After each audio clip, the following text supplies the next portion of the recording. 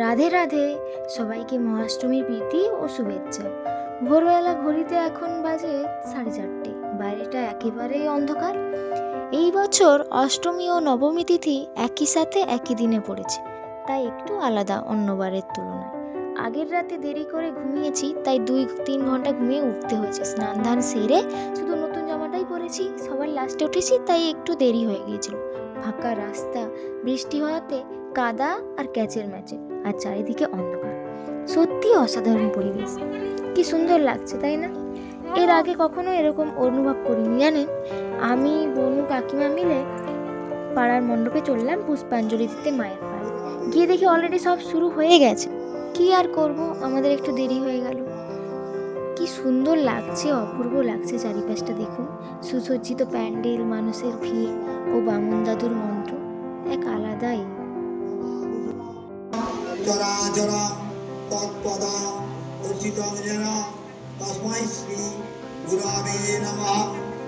একদন্তাং মহাকায়ং পুষ্পাঞ্জলি দেওয়ার পর আমরা সবাই বসেছিলাম পুজো ও সন্ধি পুজো দেখতে। যেহেতু নবমীর পুজো ওই দিন সকালেই শেষ করতে হতো, তাই সবাই একটু আড্ডাও দিলাম। তারপর দেখি আমার ভাই চলে এসেছে পুষ্পাঞ্জলি দিতে।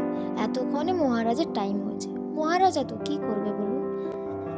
2-3 ঘন্টার ঘুমটা হয়েছে জাস্ট। ভোর 4:30টায় উঠে স্নান টান করেছি। মুখ চোখ একদম ফুলের ঢোল, চুলটাও ঘেঁটো এলোমেলো। সবাই ইগনোর করে যান প্লিজ। পুজো দেখে অঞ্জলি দিয়ে বাড়ি ফিরেছিলাম। অনেকটাই ফাঁকা ও সকাল হয়ে গেছিল ততক্ষণে। তারপর বাড়ি গিয়ে একটু গরম চা খেলাম, কারণ খুব ভোরবেলা উঠেছি তো, মাথা থেকে স্নান করেছি, তাই ঠান্ডা লেগে যেতে পারে। তাই মা, কাকিমা সবার জন্য গরম গরম আদা দিয়ে চা বানিয়ে দিয়েছিল। সেদিন আমরা কেউ বেড়াতে যাইনি বাইরে। সকালবেলায় বাড়িতেই ছিলাম, লুচি করেছি সবাই মিলে, তারপর একসাথে মজা করে খেয়েছিলাম, তারপর ঘুমিয়েও পড়েছিলাম। হ্যাঁ, রাতের বেলা বেরিয়েছিলাম, যেটা পরের ব্লগে তোমরা দেখতে পাবে।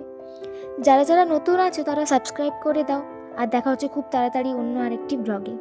সবাই ততক্ষণে ভালো থাকবেন, সুস্থ থাকবেন আর মজা করে যান। রাধে রাধে।